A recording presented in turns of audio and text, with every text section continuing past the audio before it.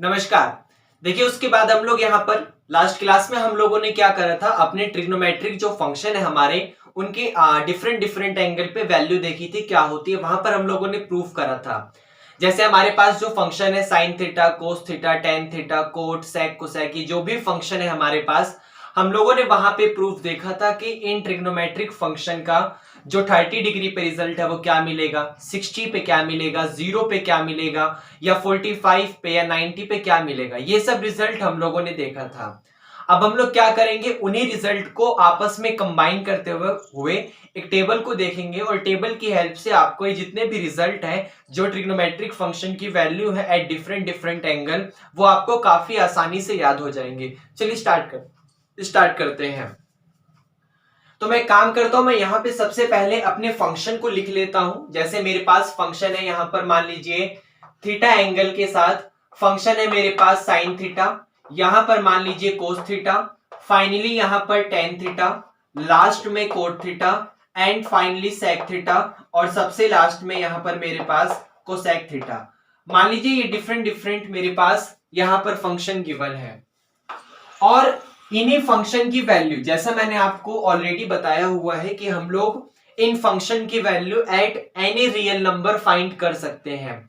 लेकिन अभी आप लोग 10th क्लास में हो, तो 10th क्लास में बिगिनिंग के हिसाब से हम लोग क्या करते हैं, इन फंक्शन की वैल्यू को सिर्फ कुछ गिने चुने पॉइंट पर, जैसे 0 डिग्री, 30 डिग्री, 45 डिग्री, 60 डिग्री या 90 डिग्री, इन्हीं पर देखते हैं। और जैसे जैसे हम लोग आगे बढ़ते चले जाएंगे, हम इन फंक्शन की वैल्यू को और सीखते चले जाएंगे। क्या ये आपको समझ आया? तो मैं यहां पर अपने जो फंक्शन है उनके नाम मैंने यहां पर दे दिए।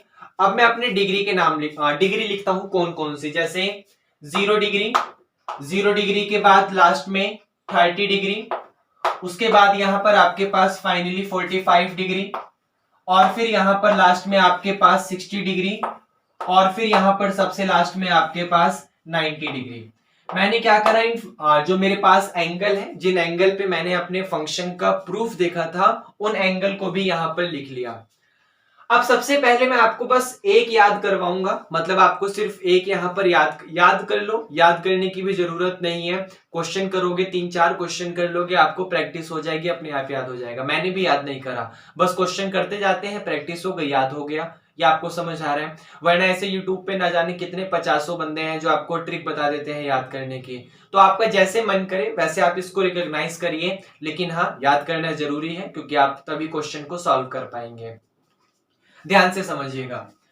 सबसे पहले जैसे साइन फंक्शन है, अब साइन फंक्शन जो 0 पर था वो हमें 0 देता है, मतलब साइन 0 डिग्री 0 देता है, और साइन 90 डिग्री 1 देता है। ये तो बहुत आसान है, साइन 0 पर 0 देता है और ये साइन 90 पर आपको 1 दे देता है, यहां तक कोई प्रॉब्लम नहीं है। लेकिन उसके बाद ध्यान से समझिएगा, ये जो साइन फंक्शन है वो 45 डिग्री पर 1/√2 देता है। ये भी एक अलग ही था, याद हो गया भाई। साइन फंक्शन 0 पर 0 देता है, साइन फंक्शन 90 पर 1 देता है, लेकिन ये साइन फंक्शन 45 डिग्री पर 1/√2 दे देता है। यहां तक आपको समझ आया? यही साइन फंक्शन इस 30 डिग्री पर आपको 1/2 देगा, और यही साइन फंक्शन इस 60 डिग्री पर आपको √3/2 देगा। बस आपको ये यहां पे याद करना है। शुरू की 3 तो हमें याद है। जैसे साइन फंक्शन 0 पर 0 दे देगा, 30 पर 1/2 दे देगा, आसान है। 90 पर 1 दे देगा, आसान है। 45 पर 1/√2, ये भी आसान है। और 60 पर √3/2। एक बार और, साइन फंक्शन 0 पर 0 देता है, 30 पर 1/2 देता है, इसका प्रूफ हम लोग ऑलरेडी देख चुके हैं। 45 पे 1/√2 देगा, 60 पर √3/2 देगा, और 90 पर 1 देगा। यहां तक समझ आ गया? अब अगर हमें कोस फंक्शन का ही लिखना है तो कोस फंक्शन के लिए ज्यादा कुछ मत करो, इस साइन वाले को ही लिख दो, लेकिन इस तरफ से। जैसे ये 1 यहां पे लिखा था, आप इधर लिख दो। ये √3/2 यहां लिखा था, आप 30 के पास लिख दो। ये 1/√2 45 पे लिखा था, इसको यहीं का यहीं रहने दो। ये जो 1/2 30 पे लिखा था, ये कोस के पास 60 में चला जाएगा। और ये जो 0 पर साइन फंक्शन 0 पर 0 दे रहा था, अब कोस आपका 90 पर 0 देगा। मतलब साइन फंक्शन को एक अपोजिट वे में लिखना स्टार्ट कर दो। 0 यहां से यहां चला जाएगा, 1/2 यहां पर आ जाएगा, 1/√2 यही रह जाएगा क्योंकि ये बीच में है, √3/2 यहां पर आ जाएगा और लास्ट में आपका 1 भी यहां पर आ जाएगा। आई थिंक यहां तक आपको कोई प्रॉब्लम नहीं हुई होगी। अब याद करिए, जब हम लोगों ने अपनी सबसे फर्स्ट क्लास देखी थी तो सबसे फर्स्ट क्लास में हम लोगों ने कुछ रिजल्ट को देखा था। जैसे जो साइन फंक्शन होता है वो कोसेक फंक्शन का रेसिप्रोकल होता है, या फिर जो कोसेक फंक्शन होता है वो साइन का रेसिप्रोकल होता है, इसे याद रखना। ऐसे ही कोस फंक्शन जो होता है, ये वाला कोस वो सेक का रेसिप्रोकल होता है और ये वाला सेक कोस का रेसिप्रोकल होगा। ये जो टेन होता है वो कोट का रेसिप्रोकल होता है और ये जो कोट होता है वो टेन का रेसिप्रोकल होता है। ये हम लोगों को पता था। लेकिन इसके अलावा एक लास्ट कंसेप्ट, एक सबसे फाइनली जो मेन कंसेप्ट था वो भी हम लोगों ने यहां पर देखा था कि अगर हम लोग कभी भी अपने साइन फंक्शन को कोस फंक्शन से डिवाइड करते हैं तो रिजल्ट में हमें टेन मिलता है। मतलब साइन थीटा अपॉन में cos theta is equal to tan theta. अगर आपको टेन थीटा के ऊपर काम करना है तो आपको साइन को कोस से डिवाइड करना पड़ेगा, या फिर अगर आपको टेन फंक्शन फाइंड करना है तो आपको साइन को कोस से डिवाइड करना पड़ेगा। तो यहां पर अपने टेन थीटा की वैल्यू को फाइंड करने के लिए मैं यही करूंगा, साइन को डिवाइड कर दूंगा कोस से। अब यहां पर 0 को डिवाइड करूंगा 1 से तो 0/1 मुझे 0 मिल जाएगा। यहां पर 1/2 को डिवाइड करूंगा √3/2 से तो ये वाले 2 से ये वाला 2 कैंसिल हो जाएगा, मेरे पास सिर्फ ये वाला 1/√3 बचेगा।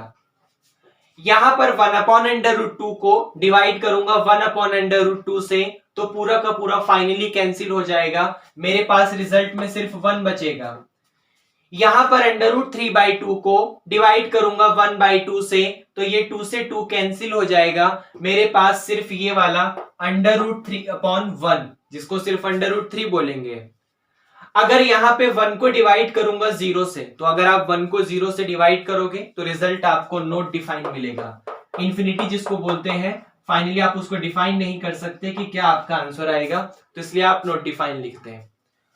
और अब जैसा मैंने आपको बताया था कोट फंक्शन tan का रेसिप्रोकल होता है, मतलब इसका अपोजिट करते चले जाओ। जैसे 0 का जब अपोजिट करते हो, जैसे 1/0 करते हो तो इनफाइनाइट की तरफ पहुंच जाते हो, नॉट डिफाइन की तरफ। दोनों इक्वल नहीं है, दोनों का मीनिंग अलग है, लेकिन हम लोग यहां पर नॉट डिफाइन बोलेंगे। तो tan फंक्शन कोट का रेसिप्रोकल था, ये जो कोट है वो tan का रेसिप्रोकल था या tan कोट का रेसिप्रोकल था, एक ही बात है। हम लोग कोट पे काम करेंगे, tan हमें पता है तो हम लोग ऐसे कहेंगे कि जो कोट फंक्शन है वो इस tan का रेसिप्रोकल है। तो जब आप 0 का रेसिप्रोकल करोगे तो आपको नॉट डिफाइन मिल जाएगा, ND का मतलब नॉट डिफाइन। जब आप 1/√3 का रेसिप्रोकल करोगे तो आपको सिर्फ √3 मिलेगा। जब आप 1 का रेसिप्रोकल करोगे तो आपको सिर्फ 1 मिलेगा। या फिर जब आप √3 का रेसिप्रोकल करोगे तो आपको 1/√3 मिलेगा। और यहाँ पे इनफाइनाइट लिखा हुआ है, नॉट डिफाइन। और जब भी आप 1/इनफाइनाइट करते हो तो आपको बेसिक क्लास में सिखाया गया होगा कि 1/0 इनफाइनाइट की तरफ टेंड जाता है, जबकि 1/इनफाइनाइट आपका 0 की तरफ जाता है। तो इसलिए नॉट डिफाइन का रेसिप्रोकल आपका 0 हो जाएगा। क्या ये आपको समझ आया? वैसे ही सेक फंक्शन पे काम करेंगे और ये जो सेक फंक्शन है वो आपका कोस का रेसिप्रोकल है। तो जब आप इस वाले 1 का रेसिप्रोकल करेंगे आपको 1 मिलेगा। जब आप √3/2 का रेसिप्रोकल करेंगे तो आपको 2/√3 मिलेगा। जब आप 1/√2 का रेसिप्रोकल करेंगे आपको √2 मिलेगा। जब आप 1/2 का रेसिप्रोकल करोगे आपको 2 मिलेगा। जब आप इस 0 का रेसिप्रोकल करोगे तो फिर से 1/0 आपके पास नॉट डिफाइन की तरफ हो जाएगा, मतलब इनफाइनाइट की तरफ हो जाएगा, जिसे आप डिफाइन नहीं कर सकते। कोसेक फंक्शन के लिए आप अपने साइन का रेसिप्रोकल कर दो। जब आप 0 का रेसिप्रोकल करोगे तो नॉट डिफाइन मिलेगा। जब आप 1/2 का रेसिप्रोकल करोगे 2 मिलेगा। आप 1/√2 का रेसिप्रोकल करोगे √2 मिलेगा। आप √3/2 का रेसिप्रोकल करोगे 2/√3 मिलेगा। और आप यहां पर 1 का रेसिप्रोकल करोगे आपको 1 मिल जाएगा। तो इस तरीके से अगर हमें सिर्फ साइन का पता है तो बाकी फंक्शन की वैल्यू हम सेम टू सेम उसी रिजल्ट से फाइंड कर सकते हैं। और इनके हम तो हमने प्रूफ भी देखा हुआ है, तो इन्हें कोई रटने की जरूरत नहीं है। आप मुश्किल से 10 क्वेश्चन भी 10 क्वेश्चन तो बहुत ज्यादा बोल दिया, मुश्किल से 4-5 क्वेश्चन भी अगर आप बिना देखे सॉल्व कर लेते हैं तो आपको ये बड़ी आसानी से याद हो जाएगा। ये आपको समझ आया। फर्स्ट क्वेश्चन में आपको जरूरत पड़ेगी थोड़ा बहुत देखने की, सेकंड क्वेश्चन में आपको हल्का हल्का याद रहेगा, थर्ड क्वेश्चन में 90% हो जाएगा और फोर्थ क्वेश्चन तक आते आते आपको बिल्कुल क्लियर हो जाएगा और फिफ्थ क्वेश्चन में तो आपको बिल्कुल समझ आ जाएगा। तो आप ज्यादा कुछ नहीं करना, इस टेबल को अगर याद करना है तो जो मैं अभी आपको क्वेश्चन करवाने जा रहा हूं नेक्स्ट वीडियो में, उस क्वेश्चन के आप लोग या अपने बुक के क्वेश्चन के आप लोग प्रैक्टिस कर लो, आपको याद हो जाएगा। क्या ये आपको समझ आया? ओके।